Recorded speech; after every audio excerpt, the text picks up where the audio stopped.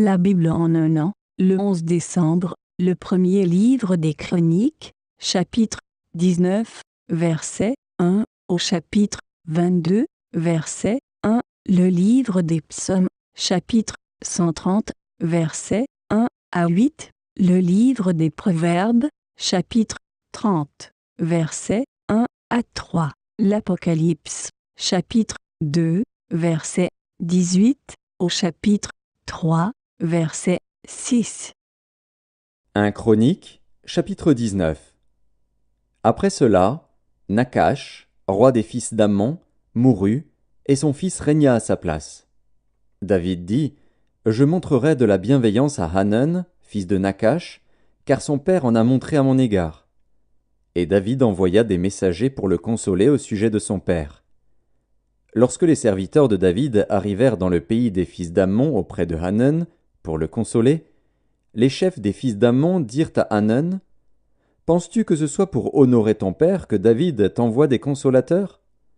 N'est-ce pas pour reconnaître la ville et pour la détruire, et pour explorer le pays, que ces serviteurs sont venus auprès de toi? » Alors Hanun saisit les serviteurs de David, les fit raser, et fit couper leurs habits par le milieu jusqu'au haut des cuisses. Puis il les congédia. David, que l'on vint informer de ce qui était arrivé à ces hommes, envoya des gens à leur rencontre, car ils étaient dans une grande confusion. Et le roi leur fit dire, « Restez à Jéricho jusqu'à ce que votre barbe ait repoussé, et revenez ensuite. » Les fils d'Ammon virent qu'ils s'étaient rendus odieux à David, et Hanun et les fils d'Ammon envoyèrent 1000 talents d'argent pour prendre à leur solde des chars et des cavaliers chez les Syriens de Mésopotamie et chez les Syriens de Maaka et de Tsoba. Ils prirent à leur solde 32 000 chars et le roi de Maaka avec son peuple, lesquels vinrent camper devant Médeba.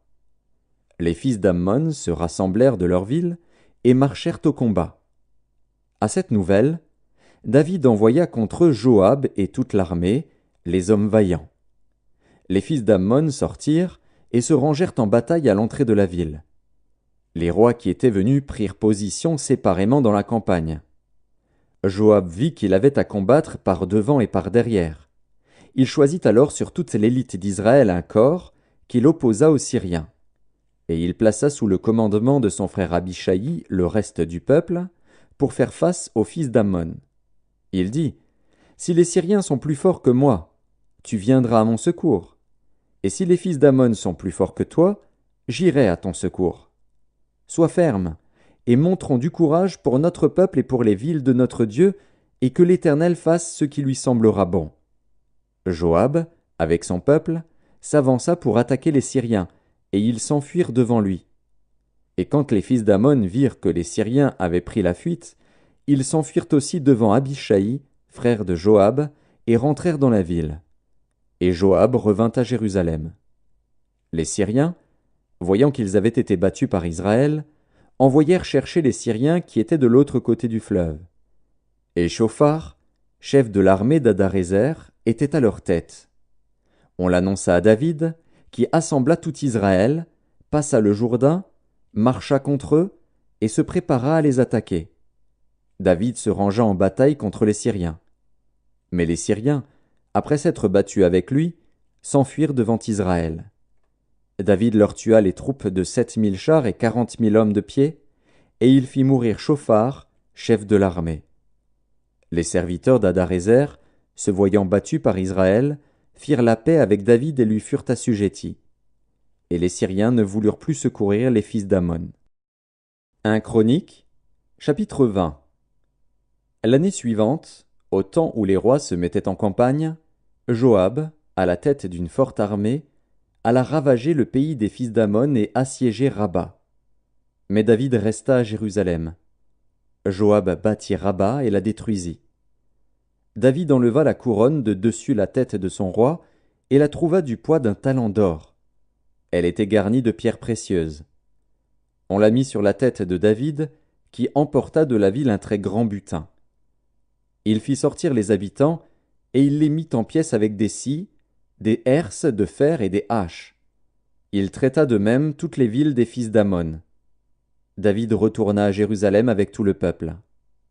Après cela, il y eut une bataille à Gézer avec les Philistins. Alors Sibécaï, le Hushatite, tua Sipaï, l'un des enfants de Rapha. Et les Philistins furent humiliés. Il y eut encore une bataille avec les Philistins. Et Elkanan, fils de Jaïr, tua le frère de Goliath, l'Achmi de Gath, qui avait une lance dont le bois était comme une ensouple de tisserand. Il y eut encore une bataille à Gath. Il s'y trouva un homme de haute taille, qui avait 6 doigts à chaque main et à chaque pied, 24 en tout, et qui était aussi issu de Rapha. Il jeta un défi à Israël. Et Jonathan, fils de Chiméa, frère de David, le tua. Ces hommes étaient des enfants de Rapha à Gath. Ils périrent par la main de David et par la main de ses serviteurs. 1 Chroniques, chapitre 21. Satan se leva contre Israël, et il excita David à faire le dénombrement d'Israël. Et David dit à Joab et aux chefs du peuple, « Allez, faites le dénombrement d'Israël, depuis Beër-Shéba jusqu'à Dan, et rapportez-le-moi, afin que je sache à combien il s'élève. » Joab répondit, « Que l'Éternel rende son peuple 100 fois plus nombreux. Ô roi mon seigneur, ne sont-ils pas tous serviteurs de mon seigneur? Mais pourquoi mon seigneur demande-t-il cela? Pourquoi faire ainsi pécher Israël? » Le roi persista dans l'ordre qu'il donnait à Joab. Et Joab partit et parcourut tout Israël. Puis il revint à Jérusalem. Joab remit à David le rôle du dénombrement du peuple. Il y avait dans tout Israël 100 000 hommes tirant l'épée, et en Juda 470 000 hommes tirant l'épée. Il ne fit point parmi eux le dénombrement de Lévi et de Benjamin, car l'ordre du roi lui paraissait une abomination. Cet ordre déplut à Dieu, qui frappa Israël. Et David dit à Dieu, « J'ai commis un grand péché en faisant cela. Maintenant, daigne pardonner l'iniquité de ton serviteur, car j'ai complètement agi en insensé. » L'Éternel adressa ainsi la parole à Gad, le voyant de David. « Va dire à David, ainsi parle l'Éternel. Je te propose 3 fléaux. Choisis-en un, et je t'en frapperai. » Gad alla vers David et lui dit, « Ainsi parle l'Éternel. Accepte, ou 3 années de famine, ou 3 mois pendant lesquels tu seras détruit par tes adversaires et atteint par l'épée de tes ennemis, ou 3 jours pendant lesquels l'épée de l'Éternel et la peste seront dans le pays, et l'ange de l'Éternel portera la destruction dans tout le territoire d'Israël. Vois maintenant ce que je dois répondre à celui qui m'envoie. » David répondit à Gad, « Je suis dans une grande angoisse. Oh, que je tombe entre les mains de l'Éternel, car ses compassions sont immenses, mais que je ne tombe pas entre les mains des hommes. » L'Éternel envoya la peste en Israël, et il tomba 70 000 hommes d'Israël. Dieu envoya un ange à Jérusalem pour la détruire, et comme il la détruisait, l'Éternel regarda et se repentit de ce mal, et il dit à l'ange qui détruisait, « Assez, retire maintenant ta main. » L'ange de l'Éternel se tenait près de l'aire d'Ornan, le Jébusien. David leva les yeux, et vit l'ange de l'Éternel se tenant entre la terre et le ciel, et ayant à la main son épée nue tournée contre Jérusalem. Alors David et les anciens, couverts de sacs, tombèrent sur leur visage. Et David dit à Dieu, « N'est-ce pas moi qui ai ordonné le dénombrement du peuple? C'est moi qui ai péché et qui ai fait le mal. Mais ces brebis, qu'ont-elles fait? Éternel, mon Dieu, que ta main soit donc sur moi et sur la maison de mon père, et qu'elle ne fasse point une plaie parmi ton peuple. » L'ange de l'Éternel dit à Gad de parler à David, afin qu'il montât pour élever un autel à l'Éternel dans l'aire d'Ornan, le Jébusien. David monta, selon la parole que Gad avait prononcée au nom de l'Éternel. Ornan se retourna et vit l'ange, et ses 4 fils se cachèrent avec lui. Il foulait alors du froment. Lorsque David arriva auprès d'Ornan, Ornan regarda, et il aperçut David. Puis il sortit de l'aire, et se prosterna devant David, le visage contre terre. David dit à Ornan, « Cède-moi l'emplacement de l'aire pour que j'y bâtisse un autel à l'Éternel. Cède-le-moi contre sa valeur en argent, afin que la plaie se retire de dessus le peuple. » Ornan répondit à David, « Prends-le, et que mon seigneur le roi fasse ce qui lui semblera bon. Vois, je donne les bœufs pour l'holocauste, les chars pour le bois, et le froment pour l'offrande. Je donne tout cela. Mais le roi David dit à Ornan, Non, je veux l'acheter contre sa valeur en argent, car je ne présenterai point à l'Éternel ce qui est à toi, et je n'offrirai point un holocauste qui ne me coûte rien. Et David donna à Ornan 600 sicles d'or pour l'emplacement. David bâtit là un autel à l'Éternel, et il offrit des holocaustes et des sacrifices d'action de grâce. Il invoqua l'Éternel, et l'Éternel lui répondit par le feu, qui descendit du ciel sur l'autel de l'holocauste. Alors l'Éternel parla à l'ange, qui remit son épée dans le fourreau. À cette époque-là, David, voyant que l'Éternel l'avait exaucé dans l'aire d'Ornan, le Jébusien, y offrait des sacrifices. Mais le tabernacle de l'Éternel, construit par Moïse au désert, et l'autel des holocaustes, étaient alors sur le haut lieu de Gabaon. David ne pouvait pas aller devant cet autel pour chercher Dieu, parce que l'épée de l'ange de l'Éternel lui avait causé de l'épouvante. 1 Chroniques, chapitre 22. Et David dit, Ici sera la maison de l'Éternel Dieu, et ici sera l'autel des holocaustes pour Israël. Psaume 130, Cantique des degrés. Du fond de l'abîme, je t'invoque, ô Éternel, Seigneur, écoute ma voix. Que tes oreilles soient attentives à la voix de mes supplications.